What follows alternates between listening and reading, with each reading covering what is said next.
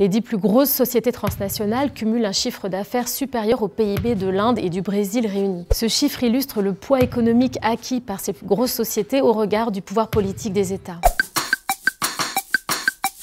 Les multinationales sont devenues des acteurs très puissants de la mondialisation économique.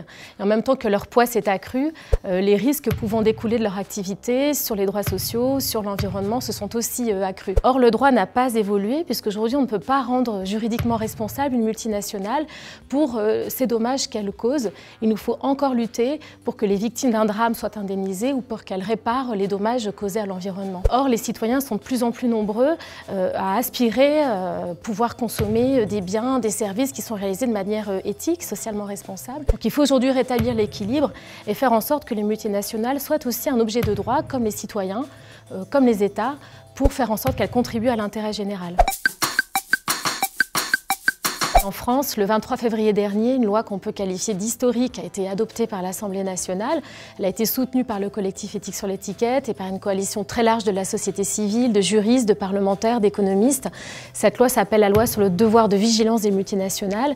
Et pour la première fois, elle va obliger les très grands groupes français ou présents en France à mettre en place un plan de vigilance pour identifier et prévenir les risques d'atteinte aux droits fondamentaux, à l'environnement que peut causer leur activité en France comme à l'étranger. Donc c'est une première pierre pour lutter contre cette fameuse impunité des multinationales.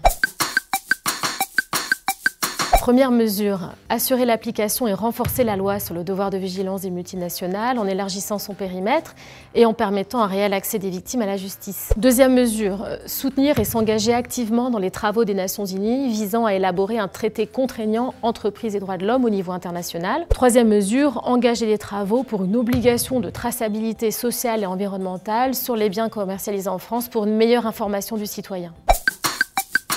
On assume notre pouvoir citoyen pour refuser de futurs Rana Plaza.